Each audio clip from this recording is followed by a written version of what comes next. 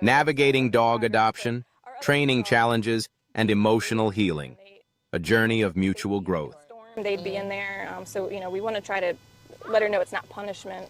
So it's work in progress. We're still trying to work on like the house training, and she still has sometimes some accidents in the house and things. But so even though she's 2, she really never had that structure. So it's kind of like starting from scratch with like puppy training, just to establish some rules and things like that. So we're working through all that. But, okay, all right.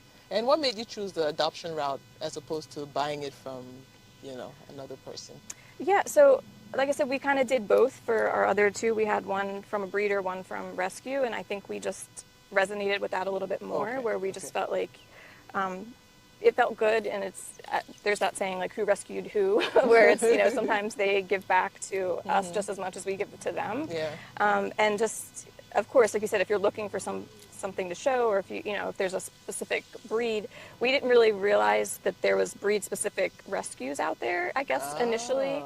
Okay. So the fact that now we know that we can still get the breed that we want and rescue, it's kind of like a win-win. So I think it just kind of stuck with us that we liked how it felt the first time, and just seeing them out there, and you're like, oh, like we want to give them a loving home. And of course we love like the puppies from breeders and things as well, but just with the abundance of dogs out there, it's, rescue just felt good and felt right. Okay. And how would you say she's impacted your life, either positively or negatively, if at all, you and your husband's life? Oh, I mean, I think it's all been positive. I think, of course, anytime stressful things happen, it's a test of relationships, and individually, and then of course together in a marriage, or whatever. So I think it's been a lot of growth between us, and just overcoming, and like I said, we grieve differently, and trying to help each other what that looks like for each of us. So I think it's been a good thing. We've had to kind of communicate a little bit better as far as our needs, and what that looks like as far as, again, not that we regret anything with the last 2, but just, is there something we could do different? Is there anything that, looking back now, maybe we shouldn't have did that or did that? So again, just kind of working what that looks like, and, without trying to get too far ahead, but just thinking through like what life looks like now, and, Okay. Yeah. So tell us one thing that you did before that you're doing differently now, or vice versa, one thing you didn't do before that you're doing right now. Well, I think, so when our other 2 were younger, we didn't, we waited till they were about like 6 or 7 before we started taking them with us, like on vacations and things like that. Whereas like now we've kind of jumped in, and like she's already going to like restaurants with us, and like all that. So, which again, it has its perks as far as like trying to get her socialized and just used to stimulation and different things like that. Whereas before, because they had each other, we didn't worry about that so much in the beginning. But now that she's kind of a lone ranger, just to some extent, we're trying to provide some of that without, again, I'm not 100% ready to like get her a companion just yet. I think it's coming at some point. But I just think, so again, just on the way.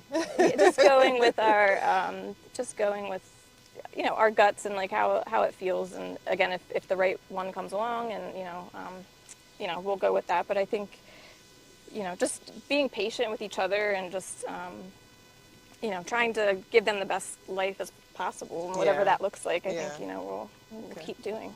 I know grieving is a hard thing. People experience grief differently, like you said. Some people do therapy, some people get a pet, some people. So with you losing Dotch and Patch and Dottie, yeah. Patch and Dottie.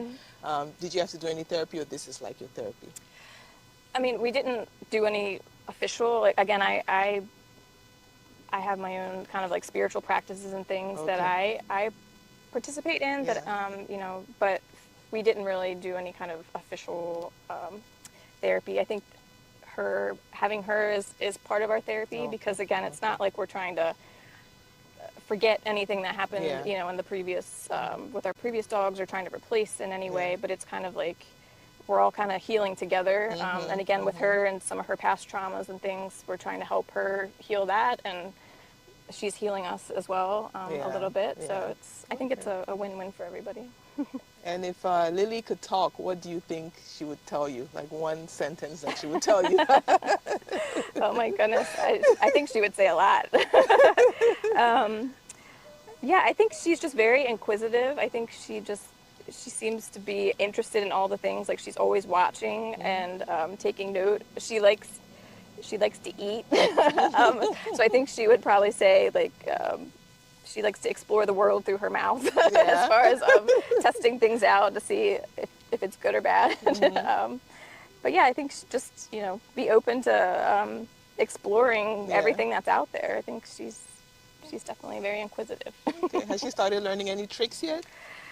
No, Any particular trick that she does? not yet. Like I said, we're trying to get the basics of even just sit, stay, like that kind of. But we haven't enrolled her in any official classes. But I think we thought we could probably do it since we already had two. But I think we're realizing it's been such a long time that we had to do it from a puppy stage that maybe we need some help, some professional help.